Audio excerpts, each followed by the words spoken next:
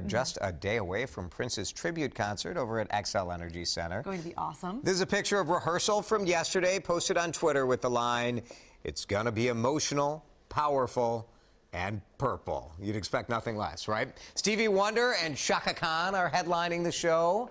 Couple of dropouts, though. Christina Aguilera, she is a big question mark. She's expected to be there, but the Pioneer Press is reporting that she is sick and may not be there. Well, hopefully she can rest up in time. We've also learned that X Factor judge Nicole Scherzinger, who is good friends with Prince, will perform, and so will Prince's ex-wife, Maite Garcia, former bandmates from the New Power generation. So, John Mayer out? I know, he's out too, but it doesn't. You're left with such great people.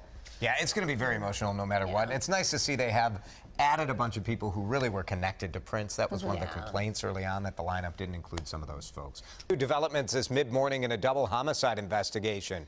Minneapolis police now say they have made an arrest following the shooting death of two people over the weekend. 19-year-old Gustav Christensen and his girlfriend's 8-month-old baby, Jaden Redden, were killed when someone shot through the rear window of the car they were in. Happened on Saturday at 11th Avenue South, 26th Street East.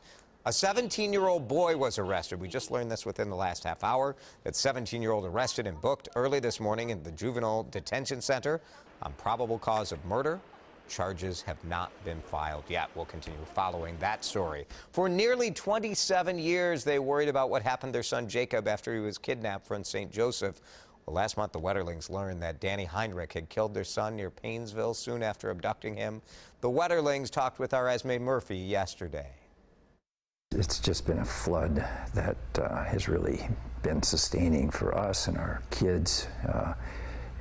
It's been tremendous.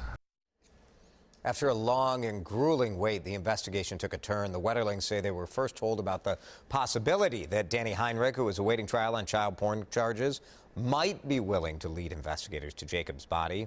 That in exchange for a plea deal. The very next day, the Wetterlings agreed to the deal. Was it a hard decision?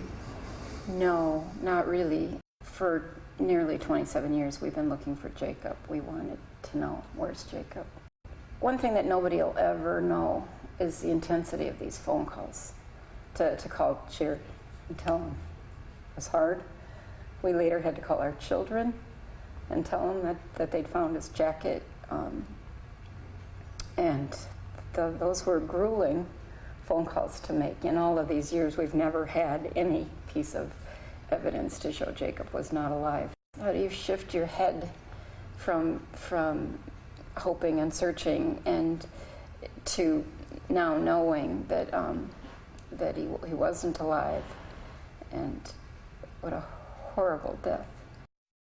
Since the confession, we've seen that 11 for Jacob movement start. Sports teams across the state showing their support for Jacob and the Wetterling families by wearing his number on their jersey. As for the couple's future, they say they look forward to continuing their work promoting child safety.